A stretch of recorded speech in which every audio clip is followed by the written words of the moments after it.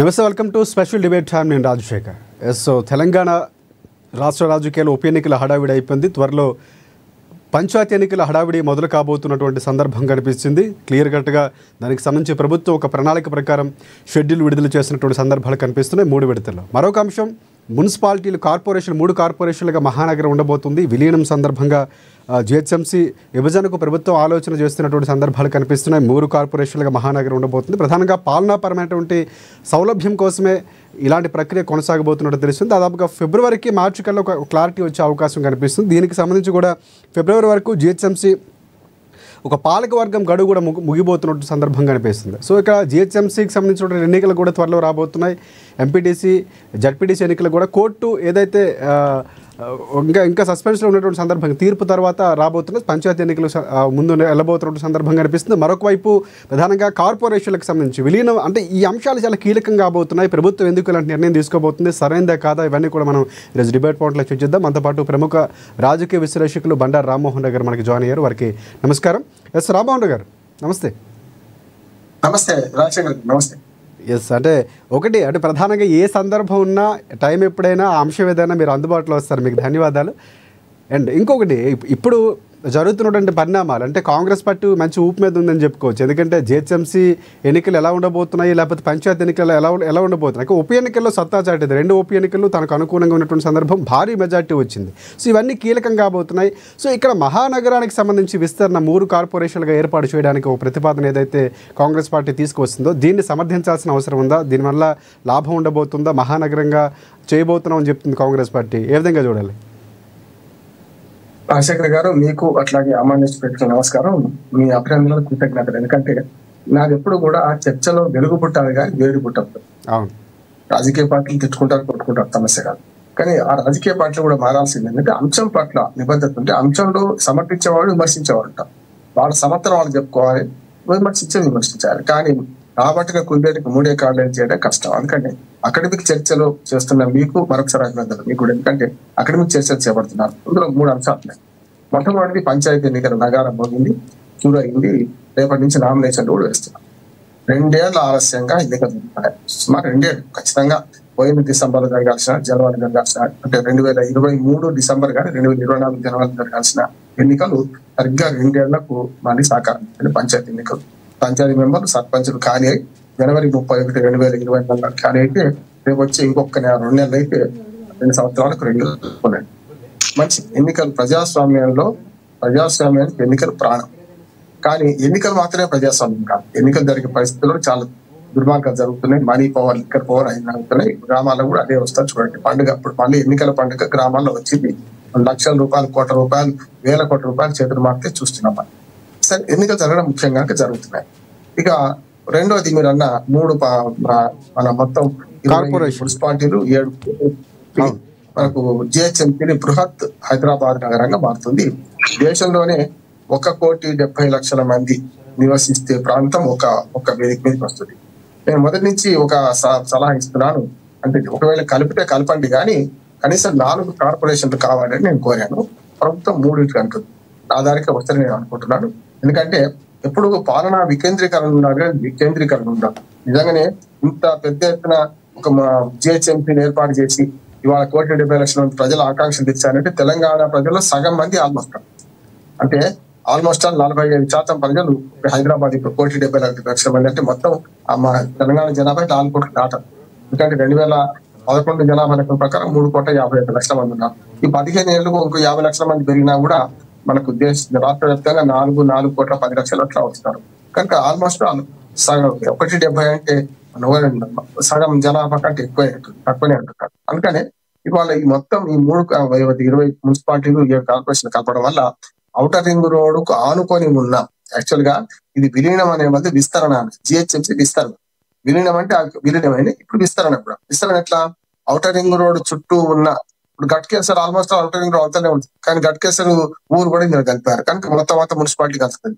అంటే చాలా దాదాపు 10 మున్సిపాలిటీలు మనకు జిహెచ్ఎంసీ మన గ్రేటర్ మన ఓఆర్ఆర్ అవతలనే ఉన్నాయి. ఓఆర్ఆర్ అవతల ఉన్న వాటిని కలుపుకుంటూ మొత్తం మీద ఒక మంచి నగరంగా తీర్చిదే ప్రయత్నం చేస్తున్నారు.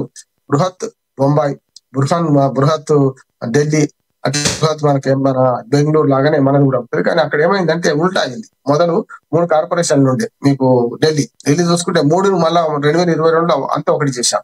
అట్లాగే బొంబాయిలో ఇప్పుడు 9 కార్పొరేషన్లు ఉన్నాయి. అట్లాగే బృహన్ ముంబై కార్పొరేషన్ వేరుగా ఉన్నాయి, మిగతా 9 వేరుగా ఉన్నాయి. కానీ మనదంతా కలిపి ఒకటే చేయడం కంటే 3 చేస్తామన్నది మంచిదే. మీరు ఒకసారి మన జిహెచ్ఎంసీ చరిత్ర చూసుకుంటే మొట్టమొదటి నిజాం కాలంలో 2 మున్సిపాలిటీస్ ఉండే, ఒకటేమో హైదరాబాద్, రెండోది అటు పక్కన చాదర్ఘట్ మున్సిపాలిటీ అని ఉండే ఒకటి. ఈ రెండింటిని స్వాతంత్రం వచ్చినాక ఏకం చేసుకుంటూ, అంటే నిజాం కాలంలో స్వాతంత్రం రాకముందు ఏకం చేసుకుంటూ అప్పుడు చాదర్ఘట్ మున్సిపాలిటీ తీసేసి మన MCh municipal corporation of Hyderabad అని పెట్టారు. ఆ తర్వాత 2007లో మనకు ఎవరైతే మన రాజశేఖర రెడ్డి గారు ముఖ్యమంత్రిగా వచ్చినప్పుడు 2007లో జిహెచ్ఎంసీ ప్రతిపాదన పెట్టి 12 మున్సిపాలిటీలు కలిపాడు. 12లో మనకు ఎల్బీ నగర్, ఉప్పలు, మనకు గడ్డి అన్నారం, ఇట్లా ఇవన్నీ కలుపుకుంటూ మన ఇటు పక్కన పటన్ చెరువు, అట్లాగే రామచంద్రపూర్, మల్కాజ్గిరి, మన అల్వాల, ఇవన్నీ ఈ మున్సిపాలిటీలన్నీ కలిపి 12 మున్సిపాలిటీలు కలిపి ఆనాడు జిహెచ్ఎంసీ ఏర్పడింది. జిహెచ్ఎంసీ ఏర్పడి కూడా 2007లో అంటే దాదాపు 18 ఏళ్ల క్రితం ఏర్పడింది. 18 ఏళ్ల తర్వాత అవసరాలు పెరిగినాయి. ఇప్పుడు శివారు ప్రాంతాలుగా ఉన్నాయన్నీ కూడా కార్పొరేషన్లు మున్సిపాలిటీగా మారినాయి. ఇవన్నీ కలిపి మంచి పని అంటున్నాడు. 1,70,00,000 మంది ఆకాంక్షలకు వాళ్ళు చెప్తున్న కారణం ఏంటంటే మల్టీపర్పస్ యూజ్ కావాలి. అంటే ఇప్పుడు ఇవాళ సమన్వయం ఉండాలి, అభివృద్ధి పట్ల మాస్టర్ ప్లాన్ ఉండాలి. అంటే ఇప్పుడు ఒక పంచాయతీ ఉండి, ఒకటి మున్సిపాలిటీ ఒకటి జిహెచ్ఎంసీ ఉంది అనుకోండి, అప్పుడు ఏమవుతుంది, ఒక రోడ్ అక్కడికి ఆగిపోతుంది. అంటే మాస్టర్ ప్లాన్ ఉండాలంటే ఔటర్ రింగ్ రోడ్ నుంచి మొత్తం ఊళ్ళకి వచ్చే రోడ్లన్నీ కలవాలంటే తప్పక ఒకే పాలక వర్గం, ఒకే గొడుగు కిందికి రావాలని అవసరం మంచిది. సమన్వయం ఉంటుంది, సామరస్యం ఉంటుంది, దాంతో పాటు మాస్టర్ ప్లాన్ అవకాశం ఉంటుంది. ఆలోచన మంచిది. దీన్ని 3 చేస్తారా 4 చేస్తారా, కానీ 4 చేస్తే మంచిది అనుకుంటున్నాను. రెండోది ఏంటంటే ఇప్పుడు ఏదైతే మనకు ఔటర్ రింగ్ రోడ్ తర్వాత ఇంకా రీజనల్ రింగ్ రోడ్ కూడా వస్తున్నాయి. కనుక outer ring road, regional ring road వచ్చిందంటే ఔటర్ రింగ్ రోడే ఒక వరము, రీజనల్ రింగ్ రోడ్ వస్తే హైదరాబాద్కి ఇంకా వరం అంటున్నాడు. ఎందుకంటే బాంబేకు, మన చెన్నైకి, కలకత్తాకు అవరోధాలు మనకి లేవు. 3 పక్కన సముద్రం, బాంబేకి అటు పక్కన. ఇటు పోతే మనకు చెన్నైకి అటు పక్కన సముద్రమే, అట్లా కలకత్తాకు సముద్రమే కింద. అట్లా చూసుకుంటే మనకు ఢిల్లీ ఒకటి విస్తృతమైన ఢిల్లీ బెంగళూరు అవకాశం ఉంది. కానీ వాటి కాలుష్యం ఒక దగ్గర, ఢిల్లీకి ఏమో కాలుష్యము, అట్లాగే మనకు బెంగళూరుకి ఏమో ట్రాఫిక్ సమస్య. అందుకని చాలా దూరం ఆలోచించి విశ్వనగరంగా హైదరాబాద్ భాషతో సంబంధం లేకుండా ఎవరైనా దేశంలో, ప్రపంచంలో ఎవరైనా బతుకొచ్చే నగరం, ముఖ్యంగా సౌత్ ఇండియాకు నార్త్ ఇండియాకు మధ్యన గేట్వే ఆఫ్ సౌత్ ఇండియాగా ఉండడం, ఒక రకంగా భాషా సమస్య లేకపోవడంతో అంబేద్కర్ గారు ఎప్పుడో 50-60 ఏళ్ల క్రితం ప్రతిపాదించారు ఆయన, 75 ఏళ్ల క్రితం ప్రతిపాదించారు ఆయన. ఏమనంటే దేశానికి 2వ రాజధాని అయితే హైదరాబాదే కావాలి, దేశానికి 2వ రాజధాని హైదరాబాదే కావాలండి. కనుక ఈ మున్సిపాలిటీలను కార్పొరేషన్ దీనిని ఆహ్వానిస్తున్నాను, స్వాగతిస్తున్నాను. దాంతో పాటు 3 కాదు 4 కార్పొరేషన్లు అయితే బాగుంటుందని నా ఉద్దేశం. గతంలో ఎంపీహెచ్ ఏదైతే హైదరాబాద్, సికింద్రాబాద్ ఉందో దాన్ని 2 పక్కన చేసేసి 4 ఎందుకు అంటున్నానంటే తూర్పు, పడమర రెండు కార్పొరేషన్లు, అటు ఉత్తర దక్షిణాలు 2 కార్పొరేషన్ చేస్తే మధ్యది ఇంకా 4 బదులు 5 కూడా, ఎందుకంటే మధ్యన కోర్ సిటీ హైదరాబాద్ ఉందో దాన్ని కార్పొరేషన్ చేస్తే అప్పుడు ఈ పాలక వర్గాలు కూర్చొని ఆలోచించడానికి అవకాశం ఉంటుంది. దానికి నేను ఉదాహరణ చెప్తాను. గతంలో జిహెచ్ఎంసీ కాకముందు 100 మున్సిపల్ కార్పొరేషన్ వార్డులు ఉండే, 100 వార్డులు ఉండే. దాన్ని 150 పెంచారు. పెంచి ఏం చేశారు, కోర్ హైదరాబాద్ వార్డులు అట్లాగే ఉంచారు. చుట్టూ ఉన్న వాటి 50 12 మున్సిపాలిటీలు అడ్జస్ట్ చేశారు. దాంతో ఏమైందంటే ఒక చోట 2,50,000 3,00,000 మంది ఓటర్లు ఉంటారు, ఒక చోట 1,00,000 మంది ఓటర్లు కూడా ఉంటారు కార్పొరేటర్ ఉన్నది. ఉదాహరణకు ఓల్డ్ సిటీలు అంతా కూడా చూస్తే మీకు చాలా తక్కువ జనాభా, తక్కువ ఓటర్లతోని ఓల్డ్ సిటీలో కార్పొరేటర్ ఎందుకు పెట్టాడు. అంటే 3 4 ఓటర్లతోనేమో షేలింగంపల్లి ఉదాహరణ చెప్తున్నాడు, అంటే కార్పొరేటర్ కాదు. అంటే ఏమన్నట్టు సమతుల్యత లేదు, ఓటర్ల సమతుల్యత లేదు. అంటే 2 కార్పొరేటర్లే, కానీ నిధులు మాత్రం సమానంగా వస్తాయి. మొన్న చూసాం కదా, మున్సిపాలిటీలో ఒక తీర్మానం చేశారు, ప్రతి కార్పొరేటర్ 2 కోట్ల రూపాయలు ఇస్తాం, మీరు అభివృద్ధి చేసుకోండి. అంటే ఓల్డ్ సిటీలో కార్పొరేటర్ కు 2 కోట్లు వస్తాయి. చాలా పెద్ద, దానికి 4 విస్తీర్ణం, 4 జనాభా ఉన్న షేలింగంపల్లికి అదే నిధులు వస్తాయి. అంటే ప్రజలకు మధ్య అన్యాయం కదా.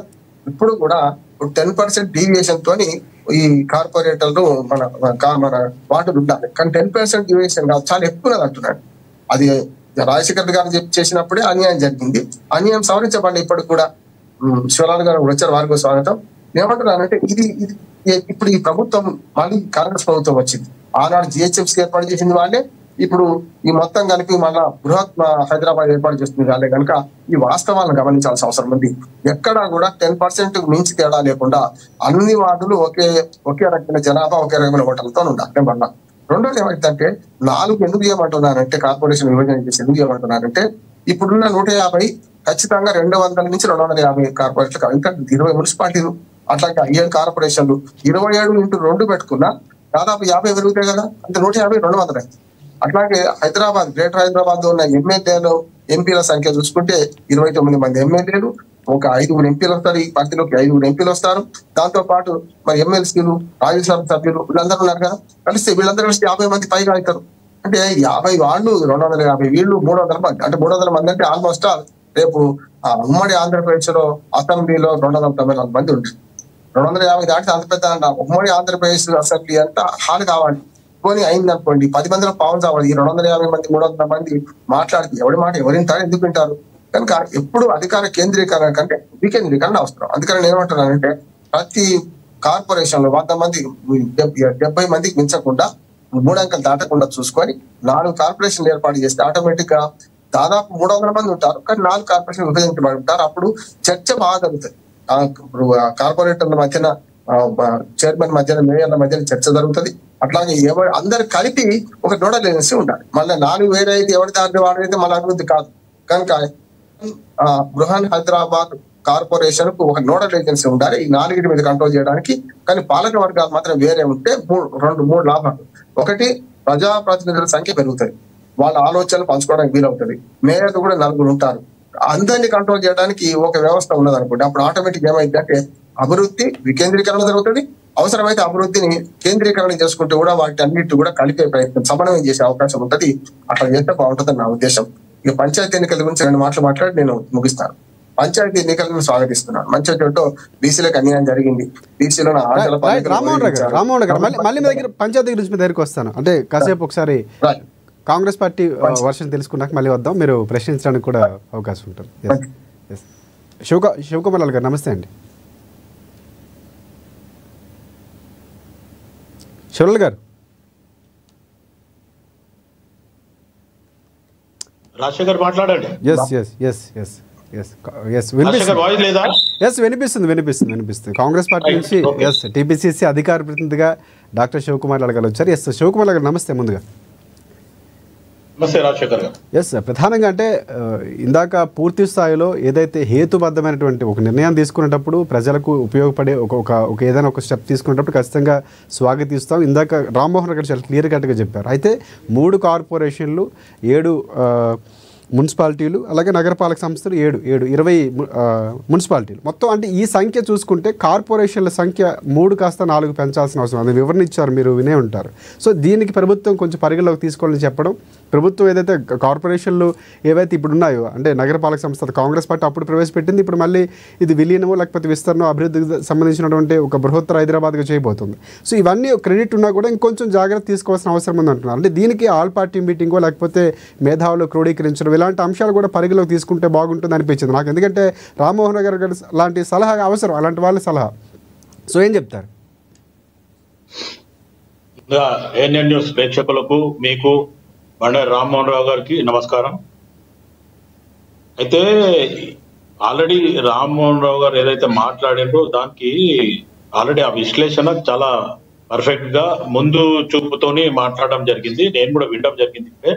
అదే కాకుండా ప్రస్తుతం గవర్నమెంట్ కూడా ముఖ్యమంత్రి గారు కానీ ఆ మంత్రివర్గంలో నిర్ణయం తీసుకోవడం ఇవన్నీ చివార్లు కూడా మళ్ళీ కలపడం జరుగుతుంది. గతంలో municipal corporation of Hyderabad, Secunderabad separate ఉండే, దాన్ని గ్రేటర్ హైదరాబాద్ చేయడం జరిగింది. గ్రేటర్ హైదరాబాద్ లో 150 కార్పొరేటర్లు ఉండే, ఇప్పుడు ప్రస్తుతానికి చివారి అన్ని మళ్ళీ కలపడం జరుగుతుంది. ఇక్కడ పోతే గట్కేసర్ వరకు పోతున్నారు, ఇక్కడ పటాన్ చెరువు దాటి మొత్తం సంగారెడ్డి వరకు వెళ్తుందేమో. ఇట్లా ఆలోచిస్తే ఇటు ఈస్ట్, వెస్ట్, నార్త్, సౌత్ అంటే మొత్తానికి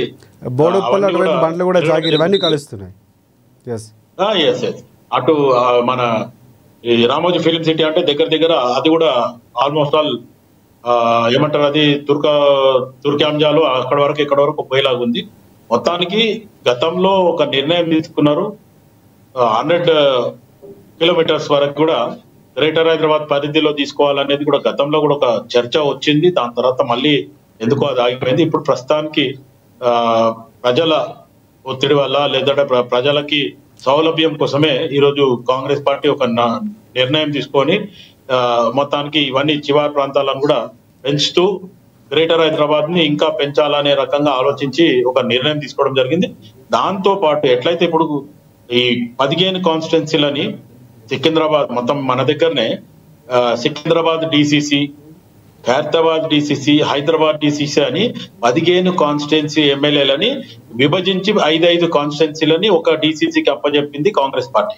అట్లనే బీజేపీ కూడా వాళ్ళ హిసాబ్లో మాంకాళి జిల్లా ఇంకేదో జిల్లా అని వాళ్ళు కూడా పెట్టుకోవడం జరిగింది. అటు బీఆర్ఎస్ వాళ్ళు కూడా అదే దిశగా పెట్టింది. అయితే ఇప్పుడు ఇది గ్రేటర్ హైదరాబాద్ ఏదైతే పరిమితి పెరుగుతుందో దీనికి కూడా ఇప్పటి వరకు అంటే ఒక్కరే మేయర్ ఉన్నారు కాబట్టి అట్లేం ఉండదు. ఈసారి 3-4 మేయర్లు అవుతారు. హైదరాబాద్ ఇప్పుడు ఉన్న మేయర్ కాకుండా ఇంకొక 3 మేయర్లు పెరిగే అవకాశం కూడా ఉంది. అది మొత్తానికి ఆ పరిమితి మరి ఎట్లా డివైడ్ చేస్తారు, సేమ్ అదే తూర్పు పరమణ ఉత్తర దక్షిణం లాగా ఆ 4 భాగాలని ఈ పరిమితిలో ఈ మున్సిపాలిటీ వస్తుంది, ఈ పరిమితిలో ఇంత ఏరియా వస్తుంది అనేది గిట నిర్ణయం ఏమైనా తీసుకొని అట్లాగే చేయబోతున్నారు. అండ్ మోర్ ఎవర్ ఒకటే జిహెచ్ఎంసి లేదంటే ఒకటే మేయర్ ఇదంతా కూడా ఇంత పెద్ద ఏరియాని కవర్ చేయడం అనేది కూడా ఆల్రెడీ శ్రీధర్ బాబు గారు కానీ లేకపోతే ముఖ్యమంత్రి రేవంత్ రెడ్డి గారు కానీ ఇన్ఛార్జ్ మినిస్టర్ కూడా ఎవరో మాట్లాడారు దీని విషయంలో కూడా. అయితే మొత్తానికి వాళ్ళ ఆలోచన విధానము ప్రజలకు ఏదైతే వాళ్ళకు అందుబాటులో ఉండేలాగా, ఎందుకంటే గ్రేటర్ హైదరాబాద్ మేయర్ ఆఫీస్ అంటే ఇప్పుడు మన దగ్గరికి ట్యాంక్ బండ్ కి రావాలా, కానీ ఎక్కడో మేడ్చేళ్ళు ఉన్నోళ్ళు లేకపోతే గట్కేసర్లు ఉన్నోళ్ళు ఇక్కడ రావాలంటే కొంచెం వాళ్ళకి ఇబ్బంది కూడా జరుగుతుంది. కాబట్టి ఆ దిశగానే వాళ్ళకి ఇదంతా ఒక ఏరియా లిమిట్ తీసుకొని ఇంత ఏరియాలో ఒక జిహెచ్ఎంసి ఉంటుంది, దానికి ఇట్లా మేయర్ ఉంటారు, డిప్యూటీ మేయర్ ఉంటారు. ఆ రకంగా ఐదర్ 3 అన్న కావచ్చు లేకపోతే 4 అన్న కావచ్చు. దాన్ని పరిమితిని బట్టి ఇప్పుడు కలిపిన ఇంకొక అంశం కూడా రామ్మోహన్ గారు మాట్లాడారు. అంటే నిధులు కేటాయింపు కూడా అంటే అనుకున్న స్థాయిలో జరుగుతుంది. ఇప్పుడు ఒక ప్రాంతానికి లేకపోతే నష్టం జరగడమో లేకపోతే ఇంకోళ్ళకి అనుకూలంగా ఉండటం ఇలాంటి హెచ్చు తగ్గులు ఉన్నాయి. అవన్నీ కూడా కొంచెం సర్దుబాటు చేయడానికి అవకాశం ఉంటుంది అన్నటువంటి వ్యాఖ్యలు కూడా చేశారు. ఇప్పుడు ఒకసారి కార్పొరేషన్ సపరేట్ అయ్యి ఒక ఏరియాకి ఈఎంఐ మేయరే, ఈ డిప్యూటీ మేయర్, ఈ కార్పొరేటర్లే ఇన్ఛార్జ్ అన్నప్పుడు వాళ్ళ బడ్జెట్ కేటాయింపులు వాళ్ళకే ఉంటాయి రాజశేఖర్ గారు. ఎందుకంటే ఇప్పుడు డివైడెడ్ బై 4 అవుతుంది. ఇప్పుడు ప్రస్తుతానికి డివైడెడ్ బై 1 ఉంది కాబట్టి అప్పుడు డివైడెడ్ బై 3 or 4 అయితే 3 భాగాలు 4 భాగాలకే డివైడ్ అవుతుంది. ఇప్పుడు ఆల్రెడీ కార్పొరేటర్లు వాళ్ళు అనుకున్న ₹1 మొత్తానికి డివిజన్ వారీగా పనులు చేయడానికి వాళ్ళు ఏదైతే ఎస్టిమేషన్ చేసిన దానికి ₹2 కోట్ల అనేది నిన్న నిర్ణయం తీసుకోవడం జరిగింది. కానీ వాళ్ళు అనుకోకుండా ఏదన్నా కొత్తది వాళ్ళు అభివృద్ధి చేయాలా లేకపోతే ఏదో డ్రైనేజ్ వర్క్ లేకపోతే ఇంకేదో వర్క్ చేయాలంటే దానికి సపరేట్ గా ₹1 అనేది ఒక నిర్ణయం తీసుకుంటారు. ఒకవేళ ఇదే బడ్జెట్ టోటల్ బడ్జెట్ ని డివైడెడ్ బై 3 డివైడెడ్ బై 4 ఉంటది. అప్పుడు ఏ మున్సిపల్ కార్పొరేషన్ అప్పుడు ఈస్ట్ వెస్ట్ నార్త్ సౌత్ అని మనం పెడతారా, అది మళ్ళీ గవర్నమెంట్ ఏం డిసిషన్ తీసుకుంటుంది, ఏ రకంగా పెడతారా అనేది. ఎందుకంటే ఇప్పటికీ మొత్తానికి గ్రేటర్ హైదరాబాద్ మున్సిపల్ కార్పొరేషన్ అంటుంది. అప్పుడు మరి ఈ పరిమితులు మారిన తర్వాత ఇటు మల్కాజిగిరి అంటారా లేకపోతే మేడ్చల్ అంటారా లేకపోతే ఇక్కడ ఉప్పాలపల్లి అనే రకంగా మాట్లాడతారా, ఇటు గండిపేట సైడ్ మళ్ళీ ఆ రకంగా హైదరాబాద్ అంతా కలిపి ఒకలాగా మాట్లాడతారా, ఇటు వనసలిపురం ఆ ఏరియా అంతా కలిపి అట్లా ఏ రకంగా ఈస్ట్ వెస్ట్ అని పెడతారా లేకపోతే నార్త్ సౌత్ అని లేదు కాదంటే ఇంకా ఆ పరిమితి ప్రకారం ఏదైనా కాన్స్టిట్యున్సీ పేరు పెట్టి లేకపోతే ఎవరి పేరు అన్న పెట్టి అట్లా ఏమైనా డిసిషన్ తీసుకుంటారా అనేది ప్రభుత్వం ఒక నిర్ణయానికి వచ్చినప్పుడే మనకు తెలుసు. జస్ట్ ఇప్పుడు అనౌన్స్ చేయడం జరిగింది. దాని తర్వాత మొత్తానికి ఇది ఒక శుభ సూచకమే. కానీ అనుకున్నట్టు చేస్తేనే బాగుంటది. ఎందుకంటే గతంలో కేసీఆర్ గారు 33 జిల్లాలు చేసి ఆగమేఘాల మీద కలెక్టర్లు అన్నాడు, తహసీల్దార్లు అన్నాడు, వాళ్ళు అన్నారు, మొత్తం అడ్మినిస్ట్రేటివ్ అన్నాడు. కానీ ఎక్కడ ఏమి లేదు, ఎక్కడేసిన గొంగడు అక్కడే ఉంది అనేది మనం చూడటం జరిగింది. కానీ ఇప్పుడు ప్రస్తుతానికి మార్పు కావాలి, కాంగ్రెస్ రావాలి, లేకపోతే ప్రజాపాలన అనేది కాంగ్రెస్ పార్టీ చెప్తుంది. కాబట్టి గత ప్రభుత్వం లాగా కాకుండా మనం ఎట్టి పరిస్థితుల్లో మనం ఇచ్చిన డిసిషన్ ప్రజలకు సమ్మతమైంది, చాలా మంచిగా ఉంది అనే రకంగా ప్రజల నుంచి ఇటు రామ్మోహన్ రావు గారు లాంటి అనలిస్టులు కూడా మెచ్చుకోవాలంటే మటుకు ఖచ్చితంగా చెప్పినట్టు కాంగ్రెస్ పార్టీ ఏదైతే సూచనలు కూడా తీసుకొని అడ్వైజ్ తీసుకొని సూచనలు తీసుకొని లేకపోతే మార్పులు చేర్పులలో ఏమన్నా మొత్తానికి ఇప్పుడు రాజశేఖర్ మీరు అన్నట్టు ఆల్ పార్టీస్ కానీ లేకపోతే మొత్తానికి అందరినీ పిలిచి కూడా ఒక చర్చ చేసి ఆ ముసాయిదా పెడితే ఇంకా బాగానే ఉంటది. ఎందుకంటే రేపటి దినం ఆపోజిషన్ పార్టీకి ఒక అవకాశం ఇచ్చినట్టు అవుతుంది. ఒకవేళ గవర్నమెంట్ డిసిషన్ తీసుకొని మమ్మల్ని అడిగినరా, మాకు సంబంధం లేకుండా చేసిండ్రు, మమ్మల్ని తోసిపుచ్చేసిండ్రు, వాళ్ళ అధికారంలో ఉండి అది చేసిండ్రు ఇది చేసిండ్రు అని మాట్లాడతారు. ఎందుకంటే గతంలో కేసీఆర్ కొంచెం ఒంటి పోకడ చేయడం జరిగింది. ఒకటి అంటే మీరు తీసుకున్న నిర్ణయం అనేది అంటే భవిష్యత్ తరాలకు కూడా ఒక రకంగా అభివృద్ధి, హైదరాబాద్ అభివృద్ధి విస్తరణ, ఇందాక విలీనం అంటున్నారు మీరు, ఇందాక విస్తరణ అనే మంచి వాక్యం వాడారు రామ్మోహన్ రావు గారు. అంటే విస్తరణ చేయటం, అభివృద్ధితో పాటుగా విస్తరణ చేయడం బృహత్తరమైనటువంటి హైదరాబాద్కి, అంటే ఈ నాంది పలక ఆ క్రెడిట్తో పాటుగా ఇలాంటి చిన్న విషయాలు అంటే విపక్షాలకో లేకపోతే మేధావులకో అవకాశం ఇవ్వకుండా చేయాల్సిన అవసరం కూడా ఉంది. ఆ విషయంలో కాంగ్రెస్ పార్టీ ముందుకు వెళ్లాల్సిన అవసరం ఉంది మీరు చెప్పినట్టు. ఒకసారి రామ్మోహన్ రావు గారికి వెళ్దాం. ఎస్ రామ్మోహన్ రావు గారు, నాకు అంటే ఎస్ అంటే ఇంకొంచెం జాగ్రత్తగా ఏ అంశాలపై దృష్టి పెట్టాల్సిన అవసరం ఉంది? హైదరాబాద్లో చాలా సమస్యలు ఉన్నాయి. అంటే విస్తరణతో పాటుగా సమస్యల్ని క్రోడీకరించడం, వాటికి పరిష్కారం దిశగా వెళ్ళడం కూడా చాలా ఒక రకంగా సవాల్. అంటే వీటితో వచ్చే సమస్యలు ఏమైనా ఉన్నాయా? ఎలాంటి ముడిపడి ఉండే అవకాశం కనిపిస్తుంది? కాంగ్రెస్ పార్టీ ఎలాంటి విషయాలు జాగ్రత్తగా ఉండాలంటారు? నగరాలు పెరుగుతున్నా కొద్దీ నరకాలుగా మారే అవకాశం ఉంటుంది ఖచ్చితంగా. జనాభా పెడితే డెమోగ్రఫిక్ ఏరియా పెరుగుతుంటుంటే, అందుకని నేను హిల్ట్ పాలసీలో ఆ భూములను మీరు బహుళాంతస్తుల భవనాలు కట్టడానికి వాడితే రేపు ట్రాఫిక్ సమస్య వస్తుందని చెప్పాను. అక్కడ నేను అదే హిల్ట్ దాని గురించి మాట్లాడాలి. 19 పారిశ్రామిక వాడలను తీసుకోవడం మంచిదే. డబ్బులు ఎక్కువ తక్కువ 5 లక్షల కుంభకోణం 2 లక్షల కుంభకోణం పక్కన పెడితే, ఆ ఏరియాలో ఇల్లు వస్తే అజమాబాద్ ఇండస్ట్రీ ఏరియా ఉన్నది, అది మొత్తం ఇల్లు కట్టిన అనుకోండి, ఇప్పుడు ఉన్న స్టాఫ్కే సరిపోతలేదు, రేపు ఇంకా కష్టం కదా అంటున్నా. అందుకని నేను ఏమంటున్నా అంటే 50% వాళ్ళకి ఇచ్చే ఏరియా ల్యాండ్. ఇప్పుడు 1000 గజాలు శివలాల్ గారు ఉన్నారు, కబ్జా పెట్టుకుని ఉన్నాడు, ఆయన కేటాయించినాం. 500 గజాలు విడిచిపెట్టి 500 గజాలు బిల్డింగ్ కట్టుకుంటాడు, ఏదన్నా అపార్ట్మెంట్ కి ఇచ్చేస్తాడు. అప్పుడు ఏమైతే మిగతా 500 గజాలను మనం పబ్లిక్ యూటిలైజ్ కి వాడుకోవాలి. పార్కులు, ఆసుపత్రులు వీటి వాడుకోవాలి. అప్పుడు ఏమైందంటే పరిశ్రమల స్థానంలో మిగిలిన భూమిని మనము ఇతర ప్రభుత్వ ప్రజా అవసరాలు వాడేమనుకోండి, అప్పుడు బిల్డింగ్లు రావు అంతటా కూడా. అంటే 9000 ఎకరాలలో 4000 ఎకరాలు రోడ్లే ఉన్నాయి, ఇప్పుడు సగం రోడ్లే ఉంది. చంద్రబాబు గారు కరెక్ట్, మొత్తం కేటీఆర్ గారు అసత్యాలు చెప్పిండు. కేటీఆర్ మొత్తం 9000 ఎకరాల్లో అమ్ముతున్నాడు, అట్లా కాదు. 9800 ఎకరాల్లో సగం రోడ్లు పోతాయి, 40% రోడ్లే పోతాయి. కనుక అది మూలంగా మిగతాది ఏదవుతుందో ప్రభుత్వం ఏం చేయాలంటే, ఇది అమ్మకం చేసుకొని అమ్మి పప్పు పుట్టాలకు పంచకుండా వాళ్ళకు ఒరిజినల్ ఓనర్స్ ₹1 లేకుండా, ఎక్కడ అవినీతి ఉండదు, ₹1 లేకుండా వాళ్ళకు దాదాపు చేసేసి 50% మనం తీసేసుకోవాలి. అంటే వాళ్ళకి ఏమైతుంది, మేము ఎప్పుడో తీసుకున్న దానికి మాకు సగం ఇంటికి అవసరం ఉన్నందుకు సగం అయితే చేసి పెడుతున్నాం అనుకుంటారు. వాళ్ళు ఎవరికైనా రియల్ ఎస్టేట్ కూడా అమ్ముకుంటారు, బిల్డింగ్స్ వస్తాయి. ఆ బిల్డింగ్ తగ్గట్టు ఓపెన్ స్పేస్, లంగ్ స్పేస్ అంటాం మనం, మనకు గాడు పీల్చుకునే ప్లేస్ పెరుగు. అయితే దాంతో వీళ్ళకి ఏం చేయాలి, పరిశ్రమలు బయట తరలించే క్రమంలో కూడా అక్కడ కూడా ఏర్పాటు చేయాలి. ఇప్పుడు జీడిమెట్ల, అట్లాగే మల్లాపూరు, కుప్పలు, కాటేరాలు, శివరాంపల్లి, హైదరాబాద్ లో నిజామాబాద్, మనకు అజమాబాద్ నిజామాబాద్ ఇప్పటిది కాదు అప్పటిది కాదు. అట్లాగే బాలనగర్, హఫీజ్పేట, ఏదైతే 13-14 ప్రాంతాలు ఉన్నాయో వీటన్నిటిని మొత్తం వాళ్ళకి అమ్మేకపోతే మాత్రం హైదరాబాద్ మరింత నరకంగా మారుతుంది. అందుకని ఇప్పుడు నేను ఒకటే అన్నాను, ఎందుకంటే ఈ వికేంద్రీకరణ ఎట్లా చేయమంటున్నానంటే, అభివృద్ధి వికేంద్రీకరణ కావాలి, అధికార వికేంద్రీకరణ కావాలి. అట్లాగే ఓటర్ల వికేంద్రీకరణ కూడా. ఒక దగ్గర 1,00,000 ఓటర్లకే ఒక కార్పొరేటర్, ఒక దగ్గర 4 లక్షల ఓటర్లకు ఒక కార్పొరేటర్, తప్పు కదా. అందుకనే రేపు ఈ మొత్తం ఒకసారి ఈ విస్తరణ చేసిన తర్వాత, విలీనం ఏదైనా విస్తరణ చేసిన తర్వాత అన్ని కార్పొరేటర్లకు సమానమైన జనాభా ఉండాలి. మీరు చూడండి, మన గ్రామీణ ప్రాంతాల్లో 2 లక్షలు ఓటర్లకు ఒక నియోజకవర్గం, అసెంబ్లీ నియోజకవర్గం ఉంది. ఉదాహరణ 1,90,000 ఉండొచ్చు, 2,10,000 ఉండొచ్చు. అదే హైదరాబాద్ దాని చోట్ల 4.5 లక్షల మందికి చేతింగపల్లి ఒక ఓటర్లు, వాళ్ళు ఎమ్మెల్యే వీళ్ళు ఎమ్మెల్యే కదా, మరి ఇది ఉండదు కదా. ఇది అంతే, కార్పొరేటర్లకు కూడా ఓల్డ్ సిటీలో ఒక న్యాయం, బయట ఒక న్యాయం ఉండదు. అంతటికీ కార్పొరేటర్లకు కూడా ఒక 10% అటు ఇటుగా ఓటర్ లిస్టు సమానంగా ఉండాలి, జనాభా సమానంగా ఉండాలి. 4 లక్షల జనాభాకు ఒక కార్పొరేటర్ అనుకోండి, అట్లా చేయండి. అంత 4 లక్షల జనాభా కానీ ఓటర్లు ఏం కాకుండా ఉంటారు. అందుకని ఇది ఒకటి. రెండోది ఏంటంటే, మనకి మొత్తం విస్తరణలో భాగంగా చేసే క్రమంలో ఓపెన్ ప్లేస్, లంగ్ స్పేస్ పెంచాల్సిన అవసరం ఉంది. ఔటర్ రింగ్ రోడ్ లోపల బయట కూడా, ఇంతకుముందు శివరాజ్ గారు చెప్పారు కదా, చాలా బయట ఉన్నాయి. కట్కేసరి 6 మున్సిపాలిటీలు ఆల్మోస్ట్ ఔటర్ రింగ్ రోడ్ ఆనుకొని బయట ఉన్నాయి. అట్లాగే లోపల నిజాంపేట ఉంది, మొత్తం లోపలికే ఉంటుంది. వడంగిపేట ఉంటుంది, మొత్తం లోపలికే ఉంటుంది. మీరుపేట ఉంటుంది, మొత్తం లోపలికే ఉంటుంది. ఔటర్ రింగ్ రోడ్ కానీ లోపలికే ఉంటాయి. ఇట్లాంటివన్నీ చూస్తే ఈ మొత్తం కార్పొరేషన్లు కానీ వీళ్ళని కలపడం కరెక్ట్. ఎందుకంటే ఎవడు అభివృద్ధి వాంది అంటే ఏమవుతుందంటే అభివృద్ధి చెందకుండా పోతుంది. ఒకటి గ్రామ పంచాయతీ, ముఖ్యంగా నేను కాంగ్రెస్ పార్టీని అభినందిస్తున్నది ఏంటంటే, ఏదైనా సంస్కరణ తెస్తే కాంగ్రెస్ పార్టీ తెచ్చింది. 10 ఏళ్లలో కేసీఆర్ గారు చేసిన పని ఏంటంటే, సరే మిషన్ పని తెచ్చిండు, కాకతీయ మిషన్ కాకతీయ, నేను ఏమంటున్నాను, వీటన్ని ఏమంటారు దాన్ని మన సాగునీటి కోసం ప్రయత్నం చేయడం తప్ప అంటలేదు. కానీ ఒరిజినల్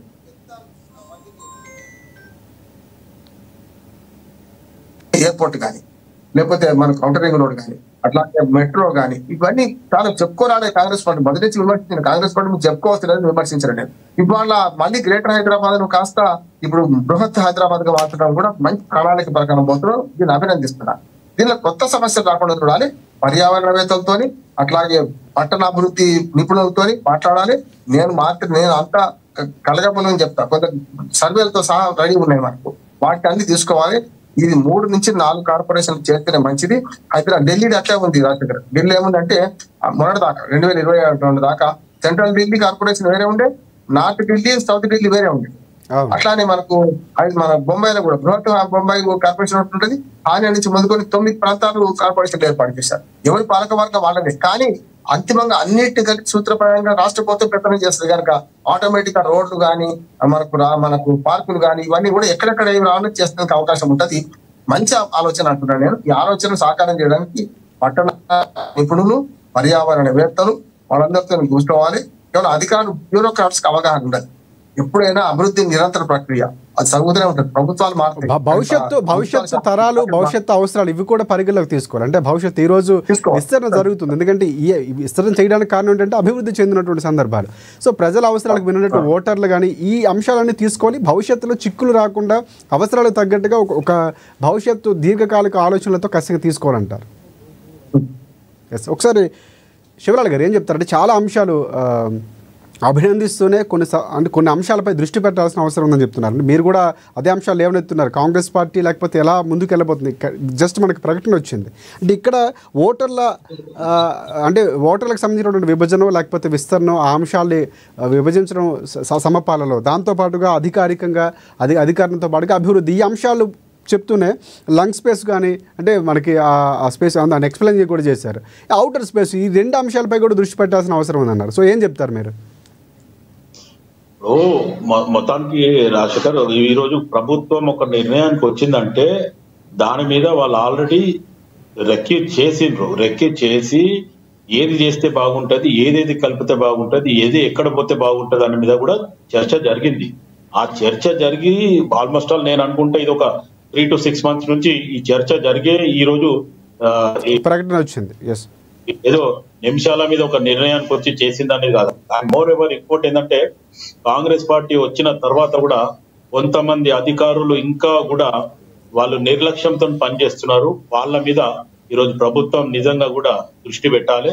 ఎట్టి పరిస్థితుల ఫైళ్లు మూవ్మెంట్ అయితలేవు అనేది కూడా కొంతమంది మా దృష్టికి తీసుకురావడం జరిగింది. కొన్ని ఏదైతే గవర్నమెంట్ దగ్గర పోయిన తర్వాత కూడా సీఎం పేషిలో ఉన్న ఫైళ్లను కూడా కొన్నిటిని పెండింగ్ పెడుతున్నారు.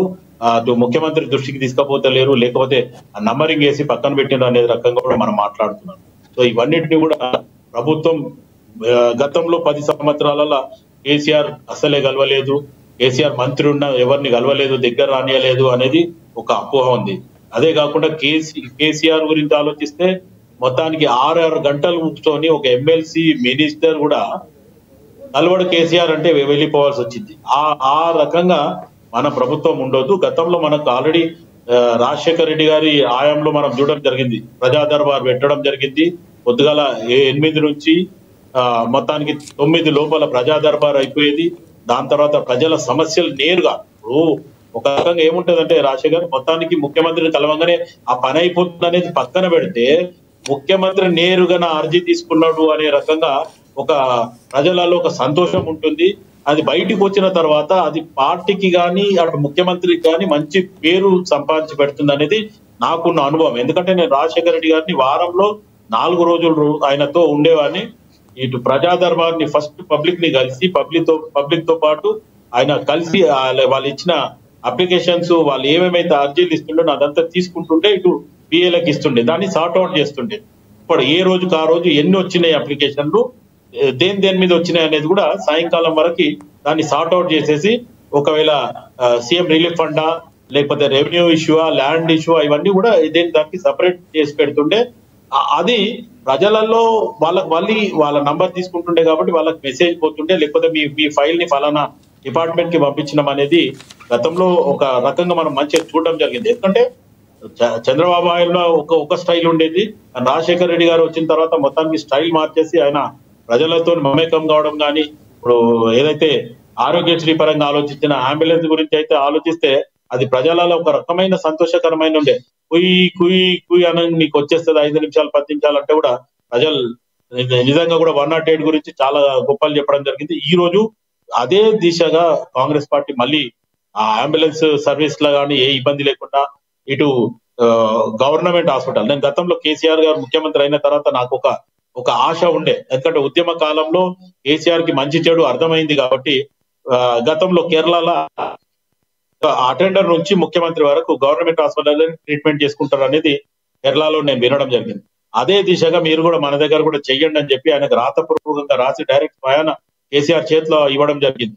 కానీ అది చేస్తారు అనుకున్న సమయానికి ఆయన చెయ్యలేదు, ఇదైంది. ఇప్పుడు ప్రస్తుతం ఉన్న ముఖ్యమంత్రి కూడా నేను అదే సూచన అనుకోండి లేకపోతే విన్నపం అనుకోండి, మొత్తానికి గవర్నమెంట్ హాస్పిటల్ అన్ని కూడా ఎప్పటికప్పుడు పర్యవేక్షణ చేస్తూ వాళ్ళకి సదుపాయాలు, మందులు లేదు అనుకుంటే మామూలుగా జ్వరం గోళీలు కానీ, లేకపోతే ఇప్పుడు సీజన్ మారింది, ఈ సీజన్ లో మొత్తానికి సర్ది, దగ్గు, జ్వరము ప్లస్ బాడీ పెయిన్స్ ఇవన్నీ కూడా చాలా మందికి వస్తున్నాయి.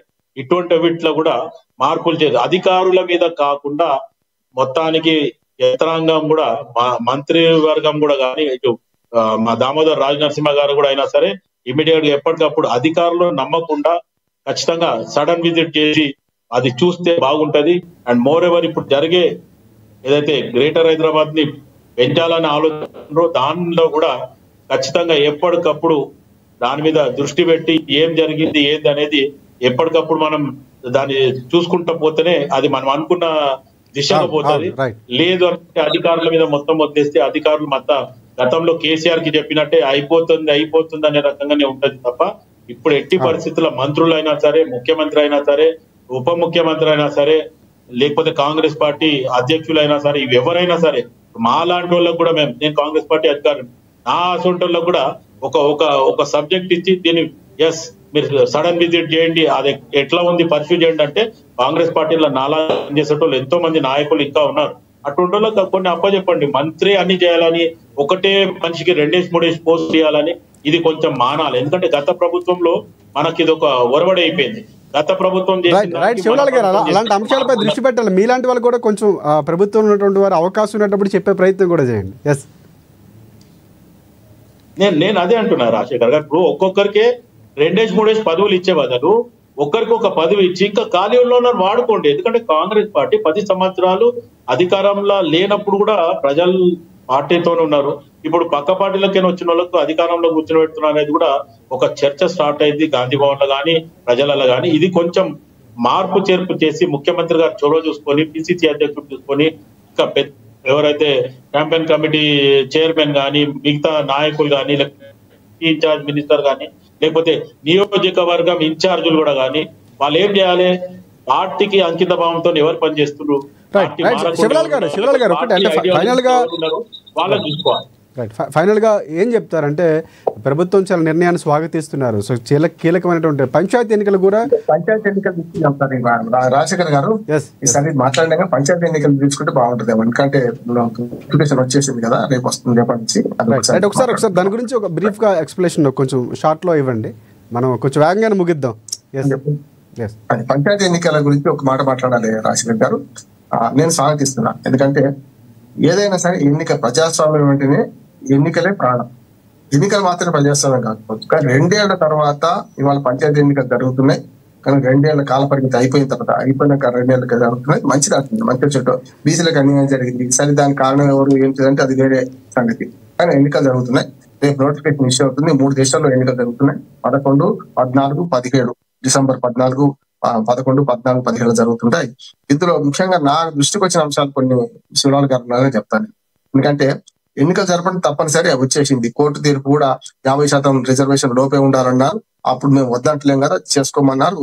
మిగతా ఎంపీటీసీ, జెడ్పీటీసీ ఇప్పుడంతలో జరగకపోవచ్చు, కానీ పంచాయతీ ఎన్నికలు జరుగుతున్నాయి. 12,700 పంచాయతీలు, అట్లాగే మనకు దాదాపు 1,30,000 వార్డు మెంబర్లకు ఎన్నికలు జరుగుతున్నాయి. ప్రజాస్వామ్యం కానీ రూట్ లెవెల్లో, గ్రాస్ రూట్ లెవెల్లో వేడుకుంటుందా అనుకుంటున్నాను. ఇందులో 2-3 పొరపాట్లు ఏంటంటే రిజర్వేషన్ లో చాలా గందరగోళం జరిగింది. చూస్తున్నాను నేను. చాలా మంది బీసీలు లేని దగ్గర బీసీలు రిజర్వేషన్ రావడం, అట్లాగే ఎస్టీ లేని ఎస్సీ రిజర్వేషన్ రావడం, ఎస్టీ లేని ఎస్టీ రిజర్వేషన్ రావడం, గతంలో ఏం పొరపాట్లు అదే రిపీట్ అయినాయి. అది కరెక్ట్ కాదు. మరి దాన్ని ఎట్లా సాధిస్తారో అర్థం కాదు. ఒక చోట అయితే ఒకటి రామ్మోహన్ రావు గారు, అంటే 2011 లెక్కల జనాభా లెక్కల ప్రకారం ఇప్పుడు ఎస్సీ రిజర్వేషన్లు ఒకటి చూస్తున్నారు. ఇటువైపు 2024లో చేసిన లెక్కలు ఏవైతే ఉన్నాయో ఆ జనగణన ప్రకారమే ఈ బీసీ రిజర్వేషన్ ఉండబోతున్నాయి. అంటే ఇది సరైన నిర్ణయం అంటారు? అది అట్లా కూడా అన్యాయం జరిగింది కదా అంటున్నాను. 2011 ప్రకారము జనాభా లెక్కలు ఉన్నాయి కానీ ఎస్సీ ఎస్టీ లెక్కలు అధికారికంగా అవే ఉంటాయి, అవే చేస్తారు, దాన్ని ఎవరు మార్చడానికి వీళ్ళే. కానీ 2024 లెక్కలు తీసుకుంటే బీసీల జనాభా పెరిగింది కదా, ఎస్సీలు ఏమో పెరిగింది. జనరల్ స్థానాలన్నీ కూడా బీసీలు కేటాయిస్తామని చెప్తున్నారు. అట్లా కాలే కదా, అది సమస్య అదే. అటు కేటాయిస్తానికి ఉన్నది రాజశేఖర్. ఏమంటున్నా అంటే రిజర్వేషన్ బీఫామ్ లేనప్పుడు కేటాయించిన ఎక్కడ ఉంటది? ఇవాళ 50% లోపు అంటే రిజర్వేషన్ ఎట్లా అమలు అయితే ఒకసారి గమనించండి. మొట్టమొదటి 17% ఏమో ఎస్సీలకు, 10% ఎస్టీలకు, ఈ రెండు 27% పోతే మిగిలిన 23%, 22.7% మాత్రమే బీసీలకు కేటాయించారు. కానీ నేను ఎక్కడ క్షేత్రస్థాయిలో ఎక్కడ తప్పడుతున్నా అంటే మరి అధికారులు తప్పు చేసి ఇవాళ కొన్ని చోట్ల బీసీ రిజర్వేషన్ ఒక్కరికి కూడా, ఆ మండలంలో ఒక్కరికి కూడా బీసీ రిజర్వేషన్ రాలేదు. కొన్ని చోట్ల అది జరుగుతుంది. ఎస్టీ ఇప్పుడు ఖమ్మం ఉంది అనుకోండి, ఆల్మోస్ట్ ఆల్ ఎస్టీలకు కేటాయించడం జరుగుతుంది అన్ని చాలా సార్లు. వరంగల్లో మహబూబాద్ కానీ, ములుగు కానీ, ఏటూరు నాగరం కానీ ఆ ప్రాంతం అంతా ఎస్టీలకు కేటాయించడం జరుగుతుంది, కాదట్లేదు. కానీ అసలైన బీసీలకు 23% రిజర్వేషన్ కేటాయించేది ఉందో అందులో కొన్ని గ్రామాలే ఆడ బీసీ ఓటర్ లేడు, బీసీకి వచ్చింది, ఎస్సీ లేదు, ఎస్సీకి వచ్చింది. ఇంకో మాట చెప్తాను, లేడీస్ రిజర్వేషన్ లో కూడా మీకు 50%, అన్నిట్లో 50% కదా, ఎస్సీ కానీ, ఎస్టీ కానీ, బీసీ కానీ, లేకపోతే జనరల్ కానీ. కానీ 50 పంచడానికి కూడా అధికారులు తప్పు చేసినారు. నేను చూపెడతాను లెక్కలు ఉన్నాయి నా దగ్గర. కొన్ని చోట్ల అయితే 50 స్థానాలు ఉన్నాయి అనుకోండి, 25 స్థానాలు మహిళలకు, 25 స్థానాలు పురుషులకు దక్కాలి కదా. అట్లా లేదు. ఎట్లా 42 స్థానాలు ఏమో 25 స్థానాలు దక్కాల్సిందేమో 22 స్థానాలు మన మహిళలకు, 28 స్థానాలు పురుషులకు దక్కిన సందర్భాలు ఉన్నాయి. అట్లా కూడా కష్టం కదా. అందుకనే ఈ రిజర్వేషన్ ప్రక్రియలో కొంత లోటుపాటు జరిగినాయి. అది ఆల్రెడీ నోటిఫికేషన్ వస్తుంది కనుక దాన్ని ఏం చేయలేం, కానీ అన్యాయం మాత్రం జరిగింది. రెండోది ఏంటంటే ప్రజాస్వామ్యంలో ఎన్నికల ప్రాణం కనుక రేపు ప్రజలకు కూడా విజ్ఞప్తి చేసేది ఏంటంటే మీరు సారాకు డబ్బులకు అమ్ముడుపోకండి. మీ మంచి పార్టీ ఏదైనా సరే మంచి వ్యక్తిని అనుకోండి. ఇప్పుడు పార్టీ లేవు కదా, ఇప్పుడు శివలాల్ గారు మంచి వ్యక్తి అనుకోండి, ఆయన పార్టీ ఎవరు చూస్తారు? ఖచ్చితంగా మంచివాడే ఎన్నుకుంటారు. అట్లా గ్రామాల్లో కూడా ఓటర్లు చైతన్యవంతమై ఏం చేయాలంటే ఎన్నుకోవాలి. ఇంకోటి బీసీలకు వద్దన్నా మేమెంతో మాకంతా అనే విలువ పెరిగింది కనుక ఆ లెక్కలు కూడా ఉన్నాయి. 2019 ఎన్నికల్లో వార్డు మెంబర్లు 23% రిజర్వేషన్ వాళ్ళకు లీగల్ గా, కానీ 46% మంది గెలిచింది బీసీ. అట్లాగే సర్పంచ్ 23% రిజర్వేషన్, కానీ 43% వాళ్ళు గెలిచారు సర్పంచులు. అంటే ఎక్స్ట్రా గెలిచింది, అక్కడ జనరల్ పోటీపడి గెలిచింది, సమస్య అక్కడ లేదు. ఎంపీటీసీలు, జడ్పీటీసీలు కూడా బీసీల సంఖ్య 23 రిజర్వేషన్ ఉంటే అంతకు మించే గెలిచారు. ఒక్క జడ్పీ చైర్మన్ మాత్రం రానియారు, ఎందుకంటే జడ్పీ చైర్మన్ గట్టిగా పోటీ ఎక్కువ ఉంటుంది. 31 మంది జడ్పీ చైర్మన్ కనుక అక్కడ బీసీలు ఎక్కువ శాతం గెలవడి, వాళ్ళకి కేటాయించిన 23% గెలిచారు. ఇక రెండోది ఏంటంటే ఇప్పుడు రేపు ఈ రిజర్వేషన్ల ప్రక్రియ కూడా పూర్తయింది కనుక ఇందులో ఈ అన్యాయాలు సవరించే పరిస్థితి ఇప్పుడైతే లేదు, ఎన్నిక అవుతారు. బీసీ చైతన్యం పెరగడం వచ్చింది. కానీ అసలు బీసీ దేనికోసం కొట్లాడారంటే చట్టసభలో ఎస్సీ ఎస్టీకి ఎట్లా ఉందో బీసీలకు కూడా చట్టసభలో, అసెంబ్లీలో కానీ పార్లమెంట్ లో కానీ కొట్లాడాలి. ఎప్పుడైతుంది? జనగణన జరగాలి, జనగణన కులగణన జరగాలి దేశవ్యాప్తంగా. ఈ రెండు అయిన తర్వాత అప్పుడు డిలిమిటేషన్ జరుగుతుంది. ఖచ్చితంగా మన తెలంగాణలో 119 అసెంబ్లీ సీట్లను 153 పెంచుతారు. అట్లాగే ఆంధ్రప్రదేశ్ లో 225 అవుతాయి, 175 నుంచి. అప్పుడైనా సరే అందులో భాగంగా బిల్లు ప్రవేశపెట్టి బీసీలకు చట్టబద్ధంగా కనీసం 23% రిజర్వేషన్ అయినా ఇచ్చే ప్రయత్నం బాగుంటుంది. నెంబర్ 1. రెండోది ఏంటంటే మహిళల రిజర్వేషన్ బిల్లు కూడా పాస్ అయింది కనుక మహిళలకు కూడా 50% కాకుండా కనీసం 33% అన్న మహిళల రిజర్వేషన్ కూడా చట్టసభలో. ఇప్పుడు మహిళల రిజర్వేషన్లు బీసీలో లేదు. ఈ చట్టసభలో రిజర్వేషన్ కోసం కొట్లాడాలి. ఇక్కడ ముట్టికుండా కాడ కొట్లాడితే లాభం లేదు. ఎట్లా అయినా బీసీ చైతన్యం పెరగడం, వార్డు మెంబర్లు, సర్పంచులు, ఎంపీటీసీలు, జడ్పీటీసీలు, మన ఎంపీపీ ప్రెసిడెంట్లు, జడ్పీ చైర్మన్లు ఖచ్చితంగా ఎన్నికవుతున్నారు కనుక ఇక్కడ ఎట్లా కావాల్సింది 40% రిజర్వేషన్ వద్దంటలేదు. కానీ చట్టబద్ధంగా కావాలంటే మాత్రం కేంద్ర ప్రభుత్వం దిగి వచ్చి చట్టం చేసి అక్కడ 9వ షెడ్యూల్ చేరిస్తే చట్టబద్ధంగా వస్తాయి. లేకపోతే మాత్రం ఎంపీటీసీ, జడ్పీటీసీ ఎన్నికలు కూడా పాత రిజర్వేషన్ తో పోవాల్సి వస్తుంది. ఇది తప్పలేదు. నేను మొదటి నుంచి చెప్తున్నా, శివలాల్ గారు ఎన్నోసార్లు అనుకున్నాం, ఎన్నోసార్లు నేను అన్నా కూడా పాత రిజర్వేషన్ తో కొత్తవి రావడానికి అవకాశం తక్కువ అని ఎప్పటికీ చెప్తున్నాను, ఇప్పటికి కూడా చెప్తున్నాను. ఎంపీటీసీ, జడ్పీటీసీ కూడా ఇవే రిజర్వేషన్ మంచి చోట అయింది జరిపేసి పంచాయతీ ఎన్నికలు ఎలా చెప్తారో ఇవి కూడా జరపాలని కోరుకుంటున్నాను. ఆఖరికి జిహెచ్ఎంసీ ఎలక్షన్ డేట్ కూడా వచ్చేస్తుంది. రేపు 10 ఫిబ్రవరి నాటికి అయిపోతుంది. కనుక రాష్ట్రంలో ఉన్న పంచాయతీల నుంచి మొదలుకొని జిహెచ్ఎంసీ వరకు అన్ని ఎన్నికలు ఈ 3-4 నెలలు జరపండి. మంచి ఊపు మీద ఉన్నది కాంగ్రెస్ పార్టీ కూడా. మంచి చోట గెలుస్తారు, ఓడతారు, తర్వాత సంగతి. కానీ ఎన్నికలు అయిపోయినాయి అనుకోండి, మళ్ళీ 2025 దాకా కేంద్రం నిధులు కూడా పంచాయతీలకు ఇంకా రావాల్సిన సమయం ఉంది, డెడ్ లైన్స్ ఇవన్నీ కూడా రావాల్సిన నిధులు వస్తాయి. 3,300 కోట్ల రూపాయలు రావాల్సి ఉన్నది, 2 ఏళ్ళకి అయినాయి. పంచాయతీ దానికి రూల్ ఏంటంటే, నీతి ఆయోగ్ రూల్ ఏంటంటే ఎన్నికైన మన ప్రభుత్వం ఉన్నప్పుడు మాత్రమే పంపుతారు. కనుక ఎన్నికైన ప్రభుత్వం 2 నుంచి లేవు కదా పంచాయతీలలో, కనుక 3,350 కోట్లు ఆగినాయి. వాటి కోసమని చేస్తున్నామని రేవంత్ రెడ్డి గారు చెప్పారు. కానీ సాధ్యంగా అరవి గాని హామీ ఇచ్చారు, అది అమలు కాదని చెప్పినా కూడా మనకి వినరాలేదు. కానీ ఇప్పుడు ఏమైంది, చివరికి ఇంత ప్రాసెస్ కొండంత రాగం తీసి ఏదో పాట పడినట్టు ఉన్నది, అన్ని రాగాలు తీసి అయిపోయింది. అప్పుడేమో కేసీఆర్ చేయలేకపోయిండు, ఇప్పుడు రేవంత్ రెడ్డి చేయలేకపోయిండు. ఇప్పుడైనా సరే అన్ని ఎన్నికలు పూర్తి చేయమంటున్నాను. ఎందుకంటే మళ్ళీ ప్రతిసారి ఎన్నికల కోడ్ రావడం కొత్తగా ఇవన్నీ కంటే పంచాయతీ ఎన్నికలు కాగానే వెంటనే అన్ని ఎన్నికలు జరిపించుకొని చేస్తే బాగుంటది. ఇది ఒక రకంగా పంచాయతీ ఎన్నికలు ఒక టెస్ట్ పెట్టుకున్నారు ఈ కాంగ్రెస్ పార్టీ. ఏంటంటే మొత్తం సగం మంది ఓటర్లు మన రాష్ట్రంలో ఉన్న సగం మంది ఓటర్లు ఇందులో పాల్గొంటారు. అంటే మినీ అసెంబ్లీ ఎలక్షన్ లాంటి ఇదంతా కూడా. కనుక పట్టణాలు నగరాలు విడిచిపెడితే గ్రామాల్లో ఉన్న జనాభా 1,67,00,000 మంది ఓటర్లు ఇవాళ మనకు పాల్గొనబోతున్నారు. పంచాయతీలో ప్రజాస్వామ్యం వెలువరిస్తున్నందుకు ఇప్పుడైనా పంచాయతీ అభినందించారు మన వాళ్ళు. రైట్, శివలాల్ గారు ఫైనల్గా ఏం చెప్తారు? చాలా సూచనలతో పాటుగా స్వాగతించారు పంచాయతీ ఎన్నికలు ఎన్నికలను నిర్వహించాలని చెప్తున్నారు. కొన్ని లోటుపాట్లను నోటిఫికేషన్ వచ్చింది కాబట్టి దాన్ని మార్చగలం ఆయన మాటలతో ఏకీభవిస్తారు. ఫైనల్గా ఏం చెప్తారు? కంక్లూడ్ చేయండి శివలాల్ గారు. ఒకటి రాజశేఖర్ గారు, మొత్తానికి ప్రభుత్వం ఒక నిర్ణయం తీసుకుంది, దాని మీద ముందుకు వెళ్తుంది, కాదంటే లేదు.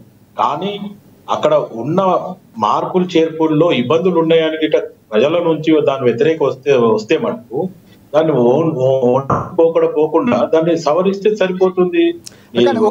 ఒకటి శివలాల్ గారు, ఇదే డిబేట్ లో మనం చాలా సందర్భాల్లో మాట్లాడుకున్నాం. రామ్మోహన్ రావు గారు కూడా అదే అంశాలు లేవనెత్తారు. అంటే కులగణన అంశాల్లో ఏ కులం ఎంత ఉందని చెప్పడంలో ముందు నుంచి కూడా ఒక రకంగా క్లియరెన్స్ లేకపోవడం, ప్రజలకు చెప్పకపోవడం, ఇవి ఉన్నాయి. అవే ఇప్పుడు ఇక్కడ కూడా రిపీట్ అవుతున్నాయి. ఆ రోజు అక్కడే దాన్ని షార్ట్ అవుట్ చేసుకుంటే ప్రాబ్లం వచ్చేది కాదు ఒక రకంగా. అయితే గతంలో కూడా 2 రోజుల ఎలక్షన్ 15 రోజులు ఆగితే ఇప్పుడు ఈ పొరపాటు సవరించుకునే అవకాశం ఉంది. ఇప్పుడు నోటిఫికేషన్ వచ్చిన తర్వాత సవరించే అవకాశం లేదు. నేను మొదటి నుంచి పట్టుకుంటున్నాను, ఇంకొక 15 రోజులు ఆగండి. రిజర్వేషన్లలో చాలా పొరపాటు అంటే ప్రజల ముందు పెట్టండి. ఇప్పుడు ఈ అభ్యంతరాలకు అవకాశం ఇవ్వలే కదా, చెప్తున్నాను కదా. ఎస్సీ లేని దగ్గర ఎస్సీ సీట్ వచ్చింది, ఏం చేయాలి చెప్పండి. ఒక మంచిర్యాల జిల్లాలో శివలాల్ గారు తినవడానికి ఒక గ్రామంలో మీకు ఆడ 3కి రిజర్వేషన్ ఎస్సీ వచ్చింది. ఎస్సీ ఎవరు లేరు అక్కడ, రిజర్వేషన్ వచ్చింది. మూడే ఎన్నికలు జరుగుతాయంటే 3కి 3 జరుగుతాయట. సర్పంచ్ రిజర్వేషన్ ఆ ఓటర్ లేడు అక్కడ, ఏం చేయాలి? 3 వార్డు మెంబర్లు ఎలక్షన్ జరపట, ఆ 3 ఇవన్నీ ఎన్నుకుంటారట. చూడండి, సర్పంచ్ ఉన్నాడట ఆ ఊరికి, ఉప సర్పంచ్ అట.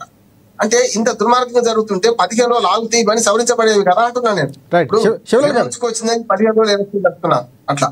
ఎస్, అంటే క్లియర్ కట్గా డేటాతో సహా ఉందని చెప్తున్నారు శివలాల్ గారు. అంటే రామ్మోహన్ రావు గారు నా దగ్గర లిస్ట్ కూడా ఉందని చెప్తున్నారు. ఏ ప్రాంతానికి అక్కడ ఎలా కేటాయించబడిందో, ఇందాక 50% మహిళా రిజర్వేషన్కి సంబంధించిన అంశాలు చాలా ఉన్నాయి.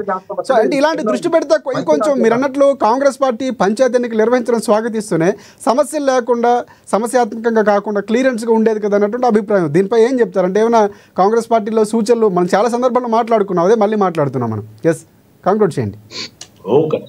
ఖచ్చితంగా గత పరిపాలనని మనం తప్పు పట్టినప్పుడు మనం కూడా పరిపాలన చేసేటప్పుడు మనల్ని తప్పు పట్టకుండానే చూడాలా. మొత్తానికి అధికారుల మీదనే బాధ్యత పెట్టకుండా అక్కడ ముఖ్యమంత్రి గారు, ఇప్పుడు రేపు అధికారులను ఎవరు అన్నారు, ముఖ్యమంత్రిని కానీ మంత్రివర్గంని కానీ లేకపోతే అక్కడ ఉన్న ఇన్ఛార్జిని అంటారు తప్ప ఎవరైతే ఆడ అధికారి తప్పు చేసిండో, లేకపోతే క్లర్క్ తప్పు చేసిండో, లేకపోతే సర్వేర్ తప్పు చేసిండో, వాళ్ళు ఎవరు చేసినా వాళ్ళని ఎవరు అన్నారు. ఈ రోజు మొత్తానికి ముఖ్యమంత్రిని కానీ లేకపోతే కాంగ్రెస్ ప్రభుత్వాన్ని అంటారు. అందుకు ఖచ్చితంగా మనం ఎట్టి పరిస్థితుల్లో ఇటువంటి జరగకుండా చూడాలనేది కూడా నా ఆలోచన. మొత్తానికి ఏదైతే ఇప్పుడు నోటిఫికేషన్ వచ్చింది కాబట్టి ఇప్పుడు మార్పులు చేర్పులు చేయలేము కాబట్టి ఇప్పుడు పోయినా కనీసం రేపు రాబోయే ఎంపీటీసీ జడ్పీటీసీ ఇటు కార్పొరేషన్ ఎలక్షన్లు అయినా సరే ఇటువంటి కాకుండా దాన్ని చూసుకుంటే సరిపోతుంది. రైట్, థ్యాంక్ యూ శివలాల్ గారు. రామ్మోహన్ గారు మీకు కూడా ప్రత్యేకంగా ధన్యవాదాలు. చూద్దాం, అంటే ప్రజలకు ప్రయోజనం జరిగేలాగా ఒక కార్యక్రమాలు తీసుకుంటుంది కాంగ్రెస్ ప్రభుత్వం. కానీ ఇక్కడ పంచాయతీ ఎన్నికల్లో ఇంకొంచెం సమయం తీసుకోనో లేకపోతే ఉన్నటువంటి అంశాలు సవరించుకోవడం, తప్పులు సరిదిద్దుకునే అవకాశం ఇస్తే బాగుండేది అన్నటువంటి ప్రతిపాదనలు వినిపిస్తుంది. నోటిఫికేషన్ వచ్చింది, మనం కూడా ఇప్పుడు మాట్లాడడానికి లేదు. చూద్దాం, ఒకవేళ ఏమైనా అలాంటి మార్పులు జరిగి ఒకవేళ చేయగలిగితే కనుక సంతోషం. సో ఎందుకంటే పూర్తి స్థాయిలో ప్రజలకి మీరు ఇందాక అన్నట్టు శివలాల్ గారు గత ప్రభుత్వం చేసిన తప్పులు ఒక అవకాశం ఇచ్చింది మీకు. మీరు ఆ అవకాశం మళ్ళీ ఇవ్వకూడదు అన్నటువంటి విజ్ఞాపనలు ఉన్నాయి. కానీ ముందు నుంచి చెప్తున్నా కూడా అవే జరుగుతున్నటువంటి సందర్భం. చూద్దాం ఏం జరగబోతుందో. మొత్తానికి ఒక బృహత్తరమైనటువంటి కార్యక్రమానికి అయితే కాంగ్రెస్ పార్టీ శ్రీకారం చుట్టిందని చెప్పుకోవచ్చు. సో మున్సిపాలిటీల ఏదైతే విస్తరించబోతుందో ఈ విస్తరణలో భాగంగా, విలీనంలో భాగంగా పూర్తి స్థాయిలో అభివృద్ధి పదంలో వెళ్ళబోతున్నామని చెప్తుంది. పరిపాలన సౌలభ్యం కోసం వెళ్తున్నామని చెప్తుంది. ఇది ఇవాళ డిబేట్ పాయింట్. మరిన్ని అప్డేట్స్ కోసం చూస్తూనే ఉండండి ANN తెలుగు న్యూస్.